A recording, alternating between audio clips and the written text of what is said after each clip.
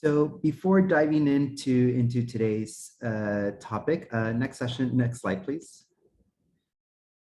We wanted to share that this workshop is part of a bigger collaboration, a collaboration among the various UC campuses, where we're developing workshops and sessions around exploring students' identities in the context of study abroad. So these sessions are going to be led throughout the year. And I know some of you will be going abroad this summer already, and some of them this coming fall, but take a look at other sessions that are going to be led throughout the year. Perhaps even as you return from study abroad, you might find these sessions helpful or useful, or you might want to participate in them as a returnee to contribute your own voices and your own stories to these sessions. And it's a very long link here.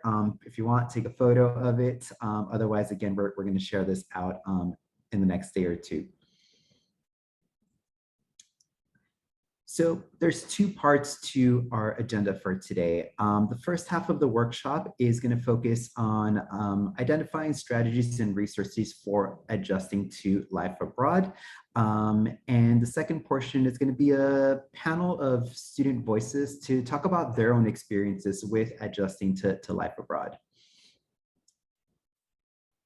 And we'll do a few introductions here. I'll pass it off to my colleague to introduce themselves. Thank you, Mauricio. Hi, everyone. Good afternoon. My name is Alejandra Torrero. I use they, them pronouns. I'm currently a postdoc fellow this year at UCLA Counseling and Psychological Services. Wherever you might be, I hope you all are comfortable and settled in for a little bit of a presentation. We are in LA right now, and it's a very weird, like muggy experience. So if you're experiencing mugginess, I hope you're in a cool environment. Otherwise, a little bit about myself. I'm actually a UC Santa Cruz alum, so go Slugs. I'm very excited to share with you all a little bit of information as you get ready to travel abroad. I unfortunately did not study abroad during my time at UC Santa Cruz, but I did spend a few years post-graduation living abroad. So this topic is near and dear to my heart as I really appreciate traveling and learning about new cultures, which we haven't been able to do for quite some time because of COVID. So this is incredibly exciting that this opportunity is now available to us all over again. But I'll pass the mic back to Mauricio to introduce himself. Thank you, Alejandra. My name is Mauricio Cobian. I use he, him pronouns, and I am the Associate Director. I oversee study abroad advising at the UCLA Study Abroad Office. I will be moderating the student panel towards the end of the session. I wanted to acknowledge a couple of other folks in the room here. We have two returnees, and they'll actually get to introduce themselves when we start the student panel portion. But I also want to send a shout out to May Pathongsanan, who is checking in the chat for us and helping us with the slides. She is part of UCEAP and contributed immensely to sort of developing our session for today. So a big shout out to May, who is here also with us. Next slide, please. All right, so before we get started, we want to know sort of where you are all at this moment. If you don't mind, please check out the bit.ly link right now. So it's bit.ly /ALAPRE, all in caps. So bit.ly /ALAPRE, or you can use the QR code. We're going to give you about 2 minutes or so to take this quick quiz. It should be very, short.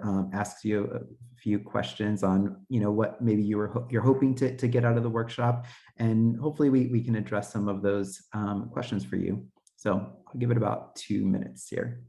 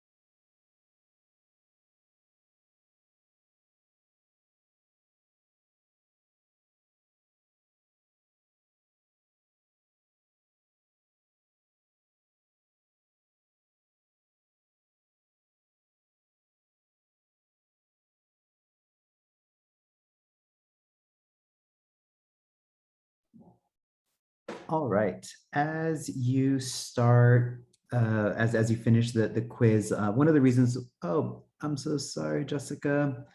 Um, Let me see if maybe May can drop the link for you in the chat. If not, don't worry too much about it. Perfect. Thank you. So one of the reasons why we wanted to do that quiz first is to sort of, get an understanding of, what our student participants are here, what are you trying to draw from the session? And now we want to, establish sort of what our objectives are for the session. So first and foremost is to shed light and normalize mental health challenges of studying abroad, whether, it's something that is described as homesickness to more serious challenges in the context of study abroad. Often we hear from students that, us as professionals, we talk about, how amazing study abroad is going to be and all the, fun things that you're going to do, all the, really unique things that you're going to experience. But often we don't talk about some of the challenges that students face. And, we've gotten a lot of feedback from students saying, hey, you all need to talk a little bit more about this because, it was, we talk about something, culture shock that we're going to go into shortly, but, it's a shock for students that, it's something that they don't expect. So that is sort of one of the objectives with this workshop for today. Another objective is to complement your program's resources. So in the session, we're not going to be able to dive into, exactly how this is going to work out for you in Ghana, in France, in Korea. But this is more of a larger, wider, general conversation to help you complement the resources that your individual study abroad programs are already providing you.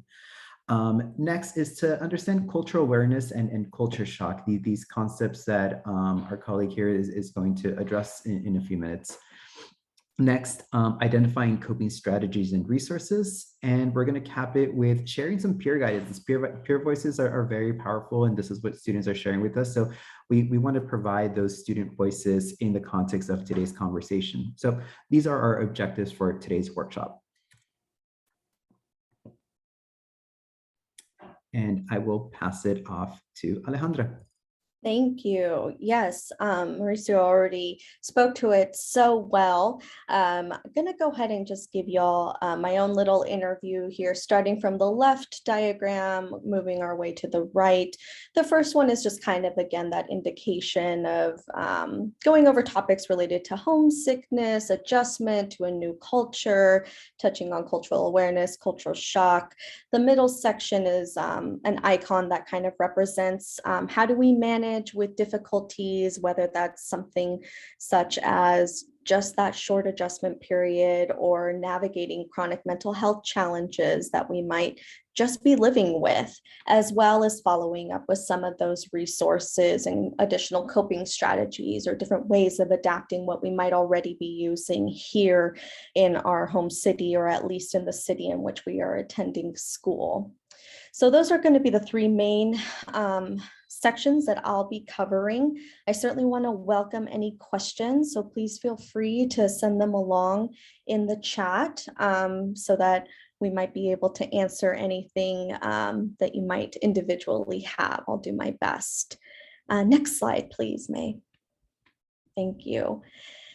So maybe to start off with, I want to just go ahead and start talking about culture shock.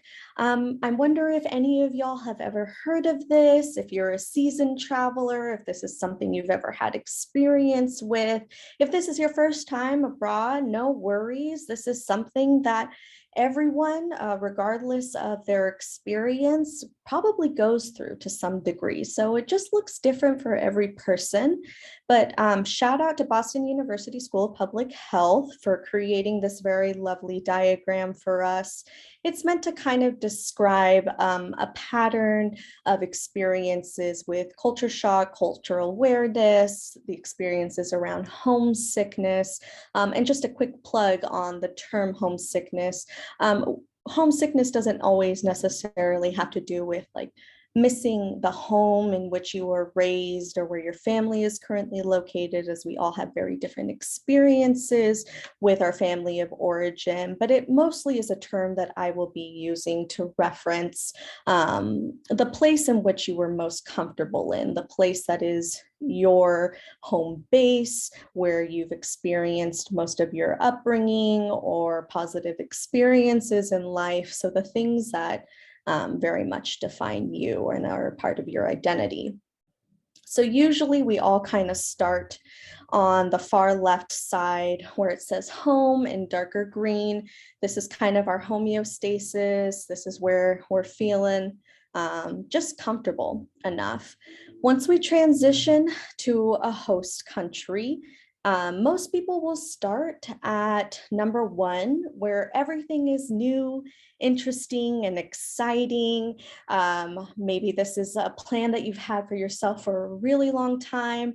Possibly this is something that fell into your lap and is quite novel. The hope is that at the beginning, you're experiencing this honeymoon phase. You have your rose-colored glasses on. The world is your oyster, so to speak. Over time, and that is very dependent on who you are, the different factors, the different parts of your identity that might impact how long or how short this will take. But over time, you will experience stage two, and that is becoming aware of the differences between the host country and your home country. You might experience feelings like irritation, frustrations as problems set in, sometimes other feelings like low mood, depression, or anxiety become part of your experience. Ultimately, that stage or that phase could lead to number three, kind of the lowest period during your time abroad, where you may really feel like homesick, wanting to return to a normalcy or a place where you're fully aware and in control of experiences in your day-to-day life. You might experience some depression or some helplessness.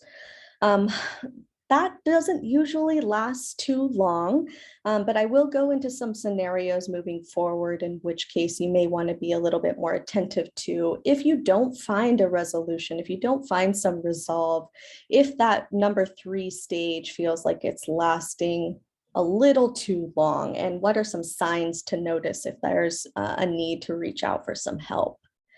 But typically you would move on to stage four, where you will have developed strategies to cope with these difficulties, cope with these feelings. In the process, the hope is that you're making new friends or new connections, whether that's with peers in your cohort or whether that's with others, other locals abroad.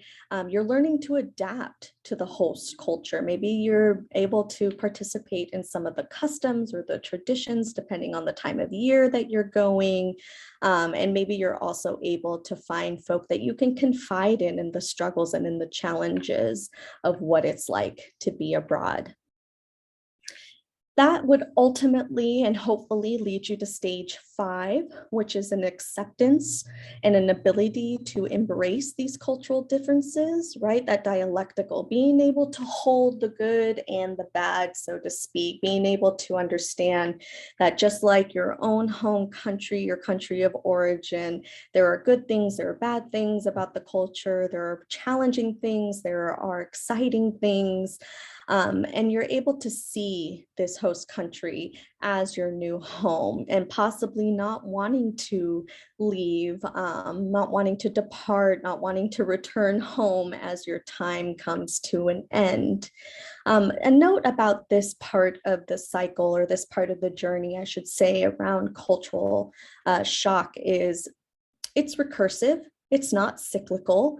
Not everyone touches on every single one of these stages. Sometimes you bounce around to different steps, different parts.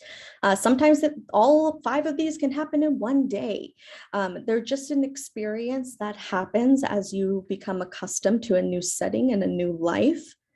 Something else I want to just kind of highlight is the return home, which is reverse culture shock. It's never too early to start talking about the experience, about when you come back, as it is a tremendously wonderful experience to have, regardless of the actual outcome. There are going to be experiences that others in your life, if they've never traveled abroad, won't be able to understand. So while it's exciting and novel to be able to return home with a new perspective, new ways of thinking and being, that's number 6.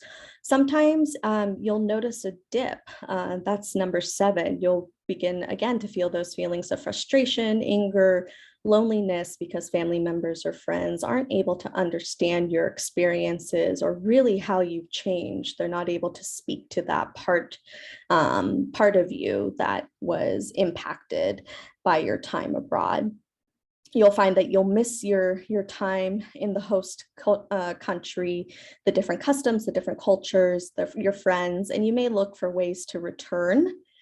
That would be followed then by hopefully stage 8, where you're able to readjust to life at home. Things start to feel more normal and routine again, although they'll never quite be the same. But there's hopefully an integration at step 9, where you're able to take what you've learned, how you experienced it, and you'll be able to adapt and create a new life and possible career or whatever your next steps will be post-study abroad.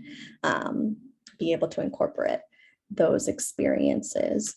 Before we move on from this page, I know that was a lot of information. Any thoughts or comments, questions about the cultural shock experience and how cultural awareness may intersect with that a little bit? I also really liked this quote that I found on the UCEAP page of "Where will your journey take you?" Truly, everyone's experience will be very different, but there will be some overlap. Okay, if questions do come up, don't hesitate to send them out. But May, can we go ahead and go to the next slide, please? Thank you. So there are some preemptive things that you're able to do, some things that you're able to do in advance before going abroad. If you're someone who has managed difficulties or mental health challenges before, these are some really good steps to follow before heading out. I know some of you might be heading out a little bit sooner than others. But even if you're someone who hasn't really experienced any formal mental health issues or needs, these are still really helpful. So the first icon talks about preparing in advance, and that can look like if you have medication for mental health or medical needs, making sure you're connecting with your primary care physician, your therapist, your psychiatrist ahead of time, making sure that meds are all squared away before you go abroad. It's also an opportunity to talk about a plan in the event that you run out, or how to communicate or connect with your provider while you're in a foreign country. There are also really good opportunities to talk with your provider about just making a list of coping strategies or a plan in the event that you start to notice really significant changes. It would be a really helpful thing to talk out the scenario. And that can happen a little bit more idiosyncratically if you're doing that with someone who's been working with you for quite some time. Otherwise, a great way to feel a little stable and contained and situated once you arrive to your host country is finding an opportunity to identify where you can find help. As you'll still be students while you're studying abroad, typically there can be resources at your host country location. But we will also be providing you some resources here before the end of this presentation. So maybe just taking screenshots of what we have to offer will be sufficient enough. Last, if those two options, aren't your cup of tea, or maybe you do use them, but they end up not being enough, never doubt the impact of having just a daily routine. If you're finding that you are struggling, you are managing with some difficulties, having a set routine where you're scheduling enough sleep, you're eating a well-balanced meal, you're able to attend to your academic pursuits, you're able to socialize, you're able to connect with family and friends back home. That will all be sufficient and enough to at least kind of help you regulate and attend to daily activities. Okay, next slide, please, May. And next again. So scenario one, would you mind clicking the space bar, May? Thank you. Scenario one, just anxiety, an example around some anxiety. It's something that we probably all feel to some extent. Some of us cope with it on a much larger scale than others. Some symptoms to be aware of might be some of those physiological symptoms: headache, stomach ache, neck ache, tense muscles, inability to relax, feeling restless all the time. These are opportunities to kind of hone in, tune in, figure out what is it that I might be needing to kind of help my body relax a little bit more. Things like exercise, things like having a balanced meal. These can all be really helpful in those kinds of scenarios when you're faced with physiological reactions related to anxiety. Perhaps you're someone who copes with or manages social anxiety, things like thoughts of being negatively evaluated, wondering how other people might perceive you, really wanting to set your best foot forward in your new host country and learn as much as possible, but may not have mastered the language just yet. We've all been there and have experienced something to that degree before. So certainly taking some opportunity to give yourself some grace, give yourself some permission to make some mistakes along the way can be helpful, as well as finding a buddy to go with you to some of those local events, or to make new friends who are also trying to learn your language, maybe doing some cultural exchange, teaching each other, and being courageous enough to share that I'm feeling nervous, I want to do really well. If you're finding that you're feeling anxious as it pertains to academics while you're abroad, it could be helpful to communicate with professors or other peers just to make sure that you're staying on top of your work, as it would be incredibly understandable as you're adjusting to a new life, a new time zone, new customs, new traditions, new language, to fall behind at times. So making sure you're keeping up and communicating those needs will be really important. Can you click the spacebar again, May? Thank you. Depression's another scenario around depression might look like, depressive symptoms are some really important ones to be mindful of, as these can come on a little bit quicker than anxiety may. And we want to be mindful as to what degree they may, you may experience them. So if you start to notice an inability to get out of bed, an inability to motivate yourself to get to classes, or even to do daily activities like showering or having meals, or if sleep feels restless or it doesn't feel like it's enough, that on top of low mood, maybe some sadness, some tearfulness, some self-isolation, some difficulty connecting even with family and friends from back home, those are probably some telltale signs that you're having a pretty hard time adjusting to your time abroad. We want to be more mindful if those kinds of symptoms are lasting more than 3 weeks, as it can be very quick to fall into a depressive state and might be a little bit harder to get out of them. So some things you may want to do then is to reach out to a peer, reach out to a trusted friend or colleague, a professor. As you'll see, some of the resources that we have to offer too, they're going to be some good ones for reaching out to professionals as you may need them. And this would also be really good opportunity to keep an eye on things like thoughts of wanting to end your life or thoughts of wanting to harm others, as we want to provide you as much support as possible if those things do come up. those things are also not uncommon and not everyone acts on them. So I also want to just kind of add that cautionary tale that when faced with hardship, we do want to avoid, we do want to escape the challenges that come along with them. The only challenge or the only thing we want to be most attentive to is if we want to do it because we feel hopeless or we feel like we're a burden or we feel helpless in those kinds of scenarios. Okay, next tab, please. The last one is the adjustment period. So the thing that separates all three of these different types of scenarios and symptoms are anxiety and depression can come on and will stay on for a longer period of time. So we're talking maybe 3, 4+ weeks, whereas an adjustment period where we might feel things like anxiety and depression will subside after a few weeks.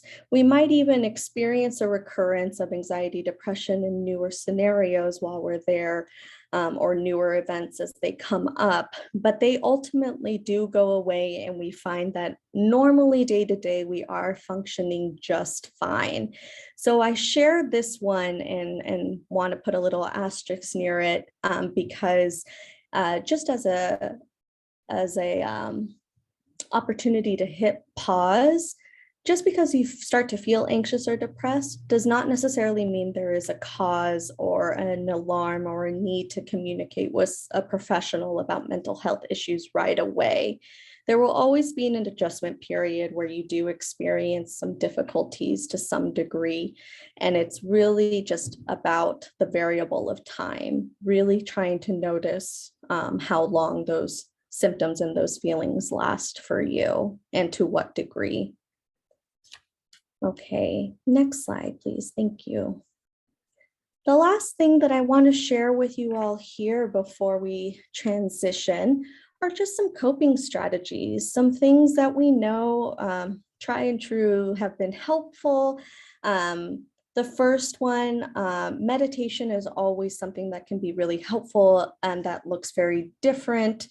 So you can look online and on different apps for different ways to be mindful and to experience meditation for coping with things like anxiety and depression and adjustment to a new host country. Connecting with family and friends, local and back home, and peers is always going to be an important coping strategy. The opposite of loneliness is not feeling alone, but feeling connected, feeling like you have a purpose in social situations. You also want to be able to adapt any current coping mechanisms you have. For example, if you're an avid runner and running is something that is your coping strategy when you notice anxiety and low mood coming on, be mindful about your new host country and the environment and what might be the norm or what might be acceptable. Those are things to just be considerate of, as it's not just something that may seem slightly out of sort for some of the locals, but want to ensure your own safety. So being mindful not to plug in your noise canceling headphones in an environment or a city where maybe it's not the safest to do so.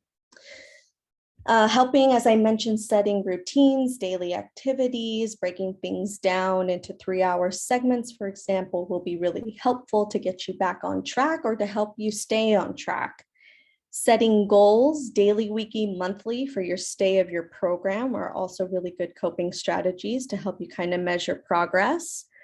Also, spending time in nature, whether that's leisure or active, are also really beneficial coping strategies. Finding outlets for creative expressions like painting, drawing, dancing, giving your brain a chance to relax and recenter, whether that's from studying or whether that's from trying to integrate and connect with folk in the host country will be really helpful. Last, don't underestimate balanced meals and sleep. Those go a really long way. As fun as it can be to be abroad, make sure you're still sleeping enough and make sure you're eating enough. Last, these UCLA specific resources are TAO, in my SPP. Feel free to take a screenshot or quickly jot down those links. These are UCLA specific resources, as I mentioned, where you don't need to have a previous therapy experience to use them, but they are therapy experiences that were designed to help students, especially those that go abroad or international, stay connected. Next slide, please. Thank you, May.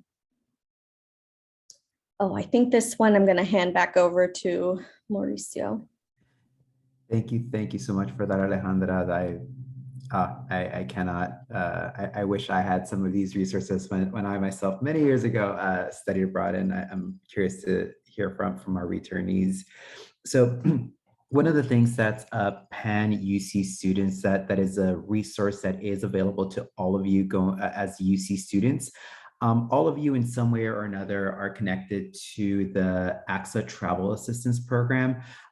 And it's part of your insurance benefit. And one of the things that they've, with this new insurance that is available for UC students that has taken place, is that there's something that's now available that's labeled as the Remote Behavioral Health Crisis Consult. So I'm actually going to read word for word from my notes here because I want to make sure I get this right for you all. So essentially, AXA helps international travelers by providing them emergency access to US-based PhD and master's level mental health professionals via phone for psychological support, crisis intervention, and stabilization. So the AXA medical team will work in coordination with a mental health provider to find you appropriate continued care, whether that's a referral to a local counselor, abroad, or to facilitate hospitalization when necessary.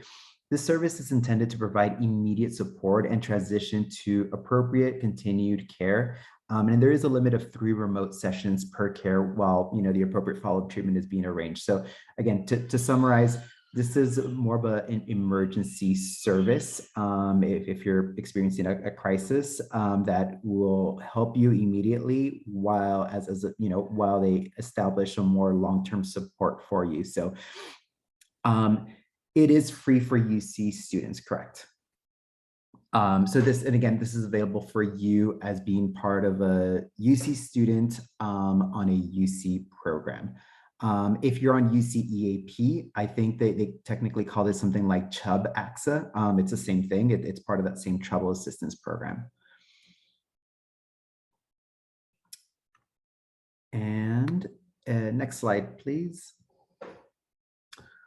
All right, so now we're going to transition to some student voices. We thought that it was important to share, from your own peers, what this experience was like for them and how they managed some of the either homesickness or struggles while being abroad. So I'm gonna pass it off for some self-introductions here. So I'll start off in order here with Alexa. Would you mind just introducing yourself, pronouns, what program you went on, and maybe even a little bit about your program?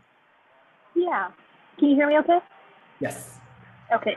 Hi, everyone. My name is Alexa. I'm from UCLA. My pronouns are she, her. And I did the summer physics abroad program. So a little bit about that. Well, back when I did it 3 years ago, it was covering all year of physics, so like A, B, and C, in 2 months. It was, they had like semester style courses, so it was like one course in 4 weeks and then another course in 4 weeks. And so the whole program was 2 months. You had like a nice long weekend between both of the courses, but definitely very intensive. Thank you, Alexa. And Gabriel? Hi, my name is Gabriel Perez. I use the he, him series. I'm from UC Berkeley, and I went to the Tropical Ecology and Conservation Program in Costa Rica in fall of 2021. Excellent. So I'll start off with the first question, and I'll go in reverse order this time with Gabriel, and maybe both of you can tackle this one. So, we reached out to some returnees and said, hey, we want to put this together, this session that students have been asking us about, as support and to better prepare them before they go abroad. and you both said, "Yep, please sign me up." So could you share a little bit, like what made you want to be part of this workshop? For me, one of the main things that reasons I want to be part of this workshop was I was really surprised at how homesick I ended up becoming. I had traveled a lot. I have lived by myself. I have lived in other countries, and it hit me in a way that I wasn't really prepared for. And it was something that I also myself hadn't really prepared for. I didn't have any coping techniques. I didn't really know what to do with myself. And because I was kind of in a more rural setting, I also had none of my coping techniques. I didn't have a gym. I didn't have Wi-Fi. And so I hadn't really prepared myself. And so that's why I wanted to participate in a panel like this, to be able to maybe give other people ideas of things they can prepare themselves, even if they don't think it's going to happen to them. Thank you, Gabriel. How about you, Alexa? I think for me, like everyone, like you've mentioned, everyone says that, studying abroad is like the best time of your life and it's all rainbows and butterflies. And, it is probably was the best time of my life. But I think like when you have that pressure on yourself, you maybe like don't expect to have like those downs. And so I think it is important for everyone who is studying abroad or will to know that like, yeah, there will be like some lows, and that's okay. And like to not get down on yourself because of that, and like, I don't know, like put pressure on yourself. Like I should be having an amazing time, So it's okay to be having those lows and just like normalizing it and getting through them in the best way. Thank you, Alexa. So for the next question, I'll start with you. Would you mind sharing with us a little bit of sort of what you experienced in the context of whether you want to call it adjustment challenges or mental health challenges that you yourself encountered abroad, and what were some of the strategies that you employed to manage these? Yeah, so I think honestly I wasn't too home. My program was short, and I did have one of my best friends slash roommates coming with me, so that was like a really good anchor that I had. But I think overall, just like finding your people, and I am very much like when I love my close friends and my family, and so like not having those people with me did make me sad. And so like the things that I would do was I like to go on runs. So like the coping mechanisms that Alejandra discussed, like I definitely use some of those. So I like to go on runs, and my campus was University of Sussex. So it's actually like its own state park. It's beautiful greenery. And so that also kind of helped me connect with my campus and my surroundings. And so going on those runs was like really good for me, and just like gave me that time and space to clear my head and just like be one with where I was. And then if I ever felt like I wanted to just like be in my room and like isolate myself, I would like push myself to go to the common room, which I remember was called East Slope. So we would all slope, and also physics was really, really tough. So like, why would I struggle alone if I could struggle with other people? So definitely like talk to your peers, reach out, because they might be struggling too, and you guys can help each other get through whatever course you're taking. So that, and then also I think calling my mom. I only lived 30 minutes away from UCLA when I went to UCLA, so I wouldn't call my mom every day. But being abroad, I was just so far away that I would call my mom every day, and that definitely helped too, just to like feel that comfort. Being so far away, but being able to like still talk to her was really nice. So yeah. Thank you so much for sharing that, Alexa. Thank you. Thank you. How about you, Gabriel? And if you want me to repeat the question, I can. Yeah, no, it was, so I think some of the things that I experienced while abroad was, for me, it was the biggest disruption from my regular life. Like my usual routine of, you know what I mean? Like I take a shower, I watch some Netflix, I go to bed. None of those things were possible. In my setting, it was really rural. There was freezing cold showers that you definitely weren't going to take at night. There was no Wi-Fi and there was no electricity. And so I hadn't prepared myself to deal with any of those things. And so changing the routine, then also being so far away from family and not being able to contact them as often as maybe you wanted to, was again something that I hadn't really prepared for, going from a city to maybe more of a like a rural country or rural setting. And then with coping techniques, I had prepared coping techniques a little bit. I'm a runner, and I brought my running shoes, I brought my running gear, But in the place that I was in, it was so the trails were so unkept, you couldn't run anywhere. So it wasn't safe to run. And so that was kind of out. And then I was like, oh, well, I'll just go to the gym, but there's no gym. And I was like, oh, I'll just go, I'll go walk to a coffee shop. There are no coffee shops within like a 2-hour radius of where I was. And so all these things that I hadn't really prepared for really threw me for a loop, and then got me kind of like a little more in a depression mode, and then just had me kind of changing my outlook on why I was there, and started to get me bummed out. The way I kind of flipped that was by keeping myself really busy. I started creating lots of projects for myself in order to keep my hands busy and keep my mind occupied. So there wasn't a lot of idle time.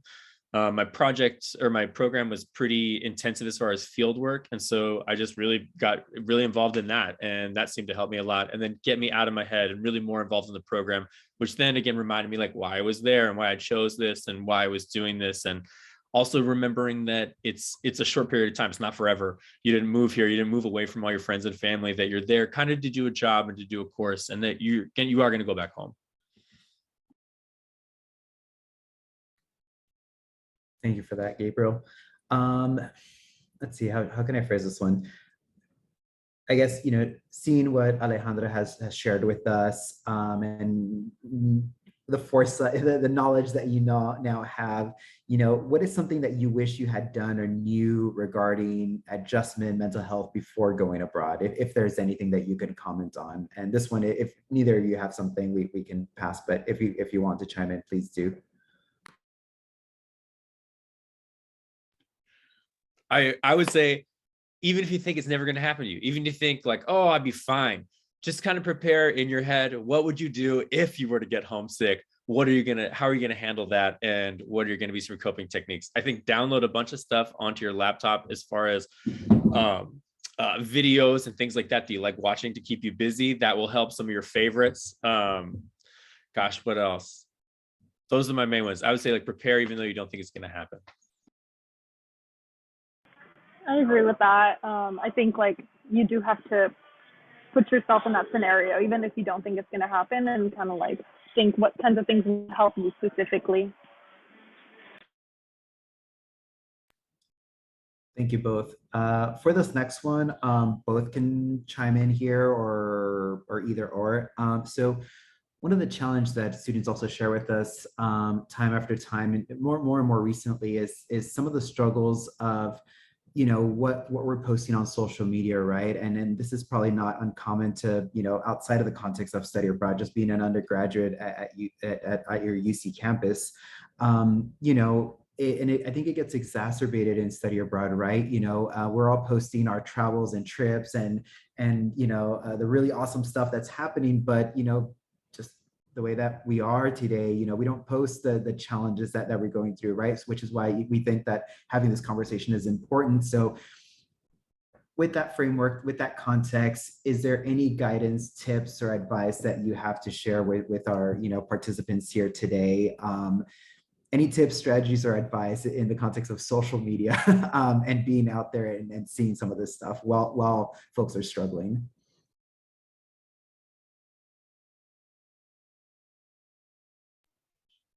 I would say don't let other people's social media get you down. It's never really as it looks. One of the girls in my group, really lovely girl, posting all these pictures of her scuba diving and all these things, but meanwhile, like she hadn't pooped in days and was in terrible agony, but none of that gets shown. And I'm guilty of it as well. I show pictures of all the exciting creatures that we were looking at and the beautiful trails and waterfalls, but I did not share that it was rainy and cold when you think it's going to be sunshine and beautiful. So if anything, I would say maybe be really honest with your posts. I think people would probably appreciate that a lot, but don't get the FOMO feeling when other people are abroad or even other people in your program, the things that you're posting, because it's not always real. I agree. I think we all need a lesson in being more transparent with the highs and lows of every situation in our lives. But we filter what we post online. We only put the positive stuff. I have a little like story to go with this, but I guess like something regarding mental health and how I felt over there. Kind of went back to how I felt at UCLA. So like in my first quarter at UCLA, I struggled a lot to transition, and I started like resenting my campus. Like I would go on campus and like I would just like I wouldn't feel good. Like I would go to some building and I'm like, oh, this is the building where I take that one chemistry quiz, and it would just upset me. Like I didn't feel happy to be on campus. It just kind of like reminded me like how I don't like how I feel inadequate, how I feel like everyone like knows so much more than me and everyone's like so much better than me.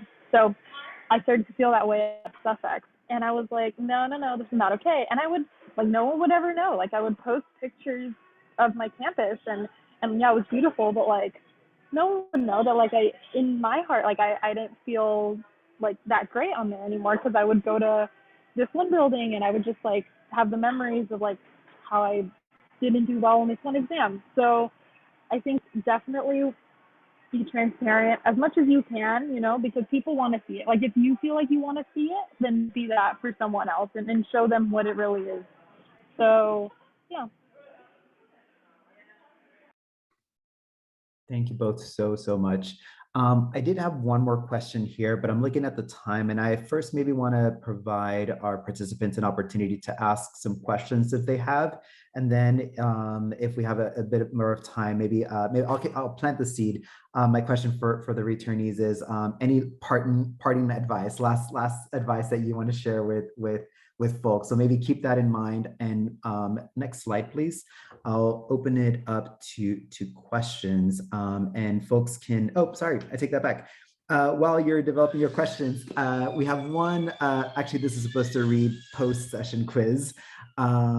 So if you don't mind taking this short quiz again, just, you know, kind of after the session that you've gone through this, you know, could you, you know, we want to get a sense of, you know, your understanding of the content and some feedback as well for future sessions like these. And while folks are doing this, feel free to drop in some questions in the chat or through the Q&A. There is one that came in already. So while folks are working on the quiz, I'll start reading some of these out loud. The first one that came in is, do you recommend to come home during the holidays, something like Christmas break? I'm going to actually start off with answering part of this question, and it's mostly to contextualize some of our returnees, right? So Alexa did a summer program and Gabriel did a fall program only, right? So there was no returning for Christmas break necessarily, right? I imagine this would be more for folks doing the year-long program. I would, Sophia, just from an administrator perspective, I would say your average student probably doesn't return for Christmas break, but for folks who have the financial resources to do it and for whom that's important, then that might work out for you. I think at the end of the day, finances is what would restrict a lot of folks from taking advantage of something like that. And so something that I might suggest, I don't know which UC campus you're from, but maybe connect with your study abroad office. Often we're able to connect students with other returnees who have done similar or year-long programs. So you might be able to get some feedback in terms of, you know, what other peers might say. Again, just keeping in mind that your average student is probably not coming back for Christmas break necessarily. And so let me let me see here. It's another one. I'll pop this one over to the returnees here. Feel free to, you know, whoever wants to go first. Is there anything you wish you took advantage during your time abroad? I would say I wish I spent more time just like mingling with the locals. I'm social, but like I have my limits. So I felt kind of out of place to just like go and start talking to people, and you know, but that is really like just talking and meeting people who live there is just like how you're gonna learn so much about yourself and about where you are. So I feel like I would have wanted to do that more. I wish I had spent a little more time in the country in the end of my program. I went and spent maybe 2 weeks there before my program started, and then didn't get any time during my program to really adventure or leave the program. It was almost like we didn't have a single day off until it ended. And then I came home and I flew back home right away for Christmas. I wish I had spent a little bit more time. And even though I have literally like hundreds, maybe like over 1,000 photos, I wish I took even more photos of more things and more of the people that I was with. I think that would have been good.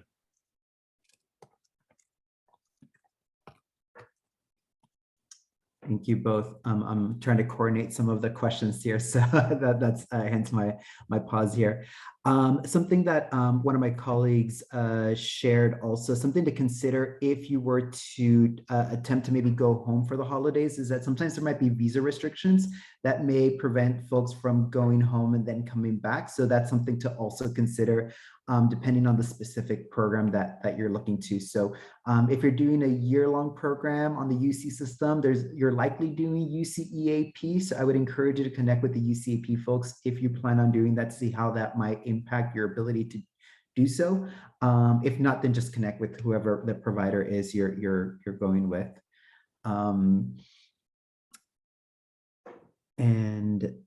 And good point. My colleague also shared that there might be also with our current world that we're living in, there's also COVID and quarantine restrictions that might take place that might also need to be factored in. Thank you both for that. Any other questions coming in? By the way, there was a specific question about Gabriel's Costa Rica program that came in, and we'll just answer that directly shortly with that. So let's see. Next slide, please. Oh, there you go. There's our question slide. Next slide again.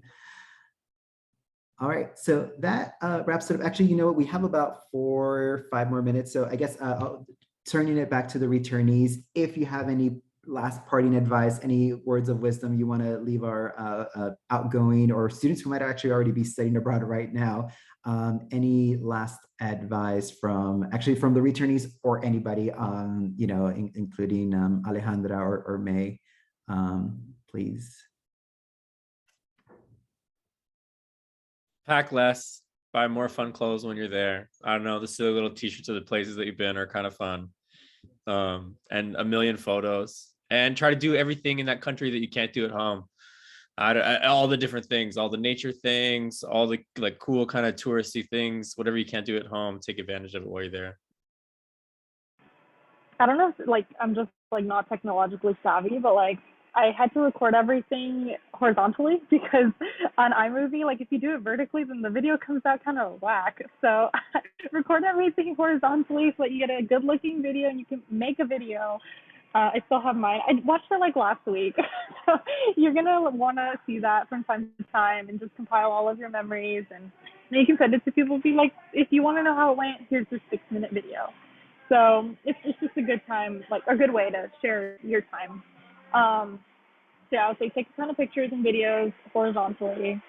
And if you're going to like a main city, definitely spend some time in like smaller areas where you can really see like the culture.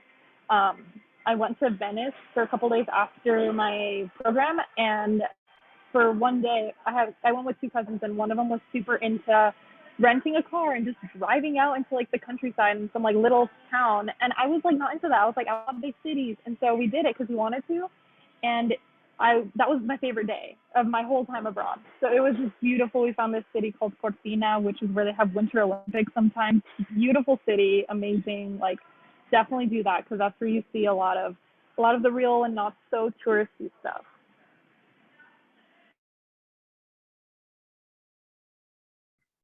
As a mental health provider, I only encourage you all to continue to look out for your mental well-being and to stay connected as best as you can. But as an avid traveler, I definitely echo everything Gabriel and Alexa have already shared. So yeah, make memories.